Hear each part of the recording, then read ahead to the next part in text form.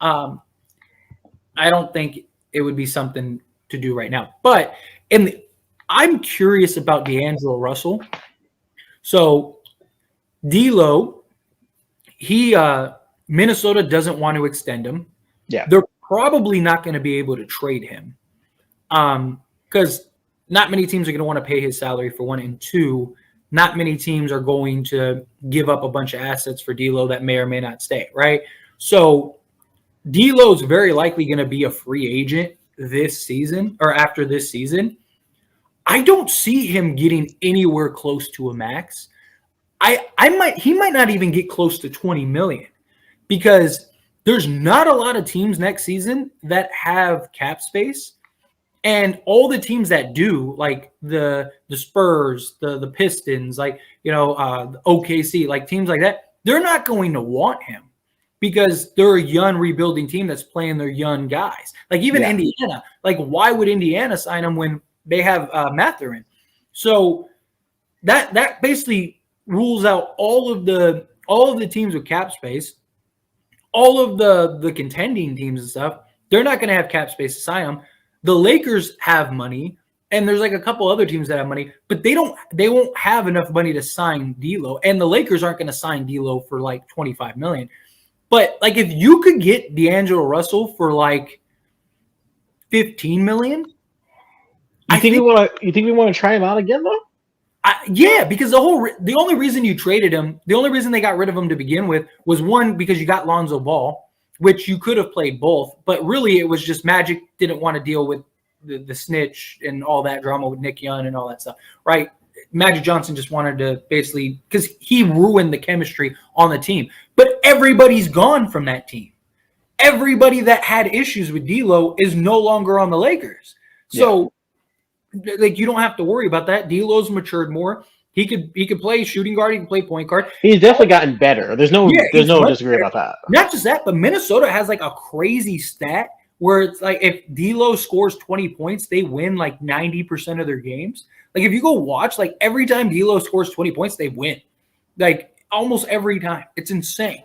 And for whatever reason, they don't like him and they don't want him, right? So I wouldn't sign D'Lo to like 20, 25 million, definitely, especially when we only have 30 million in cap space. But there has to be something in the locker room then. If there has to be, maybe it doesn't make sense for them to keep D'Lo.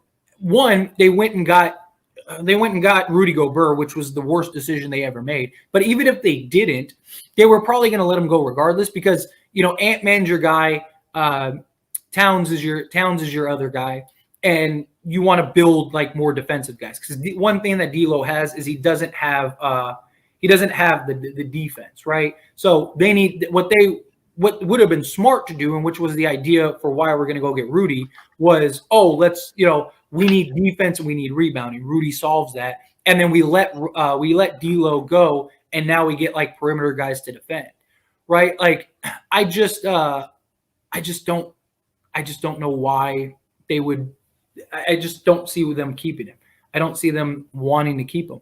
And every report coming out of Minnesota is that the Timberwolves don't want to extend him and they don't plan on keeping him. They're going to let him go. So if that's the case, if you're the Lakers, I don't know. I think it's worth giving him, if you can get him for like 15 million, I think it's worth it. I really do. Like, because who are you going to get that's that much better than him? And we're talking off season, right? If we can sign him off. Yeah, I don't think they would trade for him. I don't. I don't even know how. I'd have to like look at the numbers. I don't even know if you could get there without trading Russ, which they're not going to trade Russ for him. But but if you could get him, like I said, if you could in the offseason sign him for like 15 million, because I don't know where he's going to get money from. I really don't. Like, I even made a note of it. I kind of want to make a video about it, but I might make a video as we get closer to the deadline. Unless I just, there's not like it's a slow news day or something, then I might make a video about it. But it really is an interesting sort of thought. What are your thoughts? Would you no? Yes? I would. Again, I wouldn't trade Russ for him, but if we can pick him up in the offseason, I just I mean, I don't know. I don't know that he works in our system, and if he's gonna work with AD and Braun, I don't know. I don't know. Yeah, we didn't really get to see much of him when he was with us, but I don't know. It would be cool to see just because he's left the Lakers, and anytime a player leaves the Lakers and comes back, kind of So works out. they could. So they actually could trade for him without trading Russ. We would have to trade Bet or no. So you could. So you basically you'd have to give up Beverly, Walker, and Nunn, right? So you'd have to give up Beverly, Walker, Nunn, and then either Toscano Anderson, one of your vet guys. So ideally, I would try to unload. I'd try to unload Damian Jones, right? So if you went, so you could go. So what you could do is you could do. It'd basically be a 4-for-1 swap. So you give him Patrick Beverly back, which Patrick Beverly wants to play for Minnesota badly. Like all the reports have all said, like Patrick Beverly wants to go back to Minnesota. So if that's true, Minnesota gets Patrick Beverly back. Lonnie Walker, you could get Lonnie Walker, which now Minnesota could take Patrick Beverly back because you usually can't get him back for a year, but he was traded and then traded again to the Lakers. So Minnesota could get Patrick Beverly back. So you could trade Patrick Beverly, Lonnie Walker, Kendrick Nunn, and Damian Jones.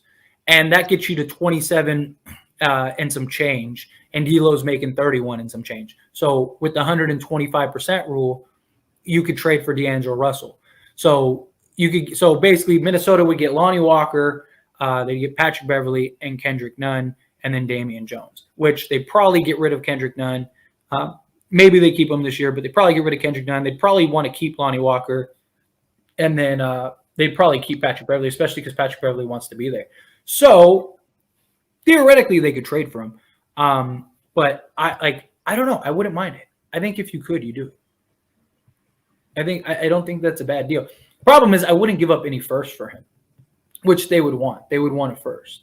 I wouldn't give simply just to move off of those pieces that you named. It would be worth it alone. Oh, it'd be worth. I mean, you'd have to give them some compensation. So because it has to be worth it for them. But I wouldn't want to give a first round pick because I like I said, I don't think D'Lo is going to get real money on the open market. So I don't think it doesn't make sense to give up a first. And if you don't offer him, if you traded for him and you give up a first, now you have to give him a max. And I don't think he's worth the max. But he's a guy that he can provide the shooting, the scoring, the playmaking. I mean, he can do a lot of what we need. Defensively, he's not very good, but neither is Boyan. So, and at least he gives you a little more flexibility. I don't know, if it's right, if you could do it and give up 2 seconds, I would probably do it. I would, because you're not really losing anything. You're probably losing Lonnie Walker anyway. You're probably losing Patrick Beverly. You take a shot on D'Lo. You could probably re-sign him in the offseason for reasonable. I don't think he's making $31 million again. So, maybe at that point, because you have his bird rights, you could sign him for $20 million. Yeah. Sign him for $20 million, bring Russ back, and then you'd still have money to go get another piece or two, with the taxpayer mid-level. And now you have basically D'Lo, Russ, LeBron, and AD for the next several seasons. I don't think that's I still like the depth route.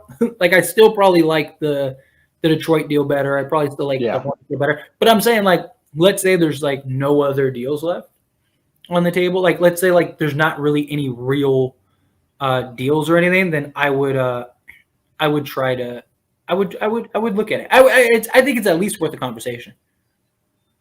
If we keep Walker, do you still like it? We wouldn't be able to. We'd have to trade Russ if we kept Walker. Oh, that's true. So, I'd rather keep Russ than Lonnie Walker. I would rather. Let's say hypothetically, let's say Lonnie Walker and D'Lo are both free agents and they're both the same price. I would still take D'Lo. D'Lo's better than Lonnie Walker. Agreed. So yeah, I would still take D'Lo. And look, in D'Lo's, it's not like D'Lo's old. He's 2 years. He's only two. What is he? 26. So he's only 2 years older than Lonnie Walker. So it's not like D'Lo's like 30. You know, and D'Lo's the better all around player right now. I mean, Lonnie Walker's not that great defensively. Yeah, Like, D'Lo's 26. Yeah. Yeah. Oh, okay. So he's 26. So that's what I'm saying. So he's only Yeah, 2 years. and He's only Lonnie's 2 years 24. So yeah. Yeah, so he's only 2 years older than Lonnie Walker. Like, so it's not like he's old. You know, like I would trade Lonnie Walker in a heartbeat if it got us. It would be fun. It would be fun to see again because, like I said, we never really did get to see a great amount of it. So yeah, I mean, don't be a snitch. I mean, it's basically what it is. You know, don't be a little snitch. But yeah, in general. But here, let's get to some more chat questions or more comments and stuff before we wrap it up in the last little segment. Gary, thank you so much. Yes, don't forget to like.